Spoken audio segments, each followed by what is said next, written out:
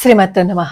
బంగ్లాదేశ్లో అతివాదులు కొంతమంది ఏమని హెచ్చరిస్తున్నారు అంటే, ఈ మమతా బెనర్జీ తన పదవిని కోల్పోయింది కదా, తిరిగి మమతా బెనర్జీని ముఖ్యమంత్రిగా చేయకపోతే ఈ సువేందు అధికారిపై అలాగే నరేంద్ర మోడీపై దాడి చేస్తామని వీధుల్లో తిరుగుతూ వాళ్ళు బెదిరిస్తూ మాట్లాడుతున్నారు కొంతమంది అతివాదులు.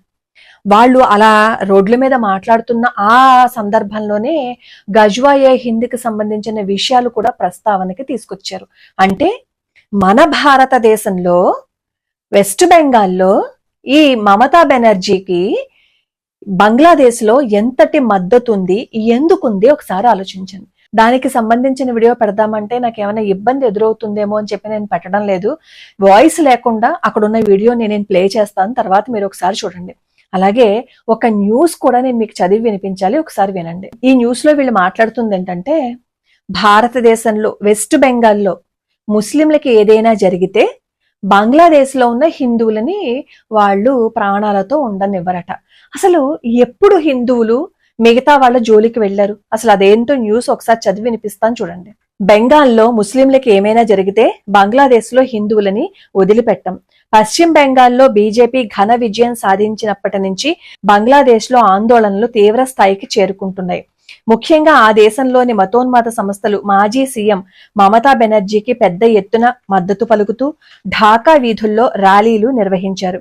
ఇక బెంగాల్లోని అక్రమ బంగ్లాదేశీయులు బంగ్లాదేశ్ కు వస్తే శరణార్థి సమస్య ఎదురవుతుందని ఆ దేశానికి చెందిన పార్లమెంట్ ఎంపీ వ్యాఖ్యానించారు.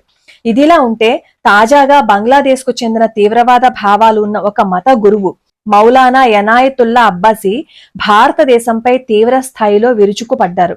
పశ్చిమ బెంగాల్లో ముస్లింలు సురక్షితంగా లేకపోతే బంగ్లాదేశ్ లోని హిందువులు కూడా సురక్షితంగా ఉండనివ్వబోమని హెచ్చరించారు. ఇతన్ని గతంలో కూడా భారత్ పై విద్వేష వ్యాఖ్యలు చేసిన చరిత్ర ఉంది ఇతడికి. 2023లో మదర్సాలకు ఆయుధాలు ఇచ్చి వాటిని సైనిక స్థావరాలుగా మార్చాలని చెప్పాడు. ఇదే కాకుండా బంగ్లాదేశ్ ముస్లింలు న్యూఢిల్లీపై ఇస్లామిక్ జెండాను ఎగురవేస్తాయని ప్రగల్భాలు పలికాడు. మౌలానా ఇనాయతుల్లా అబ్బాసీ మాట్లాడుతూ భారతదేశంలోని హిందువులు ముస్లింలను అణిచివేస్తున్నారని, బీఫ్ విక్రయించే దుకాణాలు కూల్చివేత, ముస్లింలపై దాడులు జరుగుతున్నాయని ఆరోపించారు.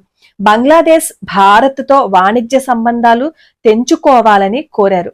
అలాగే భారత్ మీద దౌత్య రాజకీయ ఒత్తిడిని తీసుకురావాలని పిలుపు ఇచ్చారు. ఇది నేను ఎందుకు చదివి వినిపించానో తెలుసా? ఏదో న్యూస్ ఛానల్ పెట్టుకోవడం కోసమో, న్యూస్ చెప్పడం కోసమో, లేదు అంటే పరాయి మతస్థుల మీద ద్వేషాన్ని పెంచడం కోసమో కాదు. నిద్రపోతూ ఉంటారు కదా మన సూడో సెక్యులర్స్, ఏవైనా అంటే ఎందుకండి పరాయి వాళ్ళ మీద అంత ద్వేషము అంటారు కదా. అందరి మీద ఎవరు ఎప్పుడు ద్వేషాన్ని పెంచుకోవట్లేదు, కానీ ఇలా వాళ్ళు ఇంతటి వ్యాఖ్యలు చేస్తుంటే, ఇంత విషపూరిత వ్యాఖ్యలు చేస్తుంటే మరి మన దేశంలో ఉన్న మిగతా వాళ్ళు ఎందుకు ప్రశ్నించటం లేదు? మిగతా మతస్థులు ఎందుకు మాట్లాడటం లేదు? అప్పుడైనా హిందువులకు అర్థం కదా, అరే ఎంతసేపు మనమే ఇంకొకరిని వెనకేసుకుని వస్తాం కదా, మనకి ఏదైనా ఇబ్బంది జరిగితే ఇలా పబ్లిక్ గా ఢాకా వీధుల్లో మనల్ని బెదిరిస్తున్నప్పుడు మరి మిగతా వాళ్ళు ఎవరైనా ప్రశ్నించారా? అంతెందుకు మన లక్ష్మీదేవిని అవమానిస్తూ మాట్లాడినప్పుడు ఆ అలీ చేశారు కదా వీడియో, దాని గురించి ఇంకా మిగతా మతస్థులు ఎవరైనా మాట్లాడారా? మాట్లాడరు. వాళ్ళని ఎప్పుడు ప్రొటెక్ట్ చేసుకుంటారు, వాళ్ళని వాళ్ళు ఎప్పుడు జాగ్రత్తగానే చూసుకుంటారు, వాళ్ళలో వాళ్ళు ఎప్పుడూ తప్పులు వెతకరు. కానీ మనం పక్కవారు చేసిన దాంట్లో కూడా దూరిపోయి అందులోనే మంచిని చూస్తాం. అందరిలోనూ మంచిని చూడడం మంచిదే, కానీ మన ప్రాణాల మీదకి వచ్చేస్తున్నప్పుడు, మనల్ని నిందిస్తున్నప్పుడు, మన సంప్రదాయాన్ని సంస్కృతిని తోలనాడేస్తున్నప్పుడు మనం ఎందుకు నోరు మూసుకుని కూర్చోవాలి? ఎందుకు సమానత్వాన్ని మాట్లాడాలి?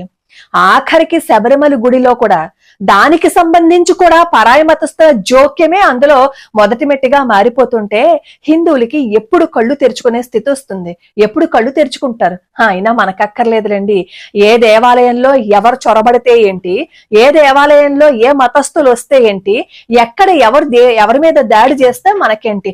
మనం మాత్రం అందరూ సమానమే అని ఉందాం. అందరూ సమానమే, ఎవరికి కాదు, అందరూ సమానమే. కానీ మన మీద దాడి చేస్తున్నప్పుడు, మన మీద విద్వేషాలని రెచ్చగొడుతున్నప్పుడు మనం ఎందుకు మాట్లాడకూడదు? ఇలాంటి వాళ్ళని చూసైనా సరే నోరెత్తుకుని మాట్లాడకపోతే, నిద్రపోతున్నట్లు నటిస్తే హిందూ అనేవాడు ఉండడు. అది గుర్తుపెట్టుకోండి ఫస్ట్.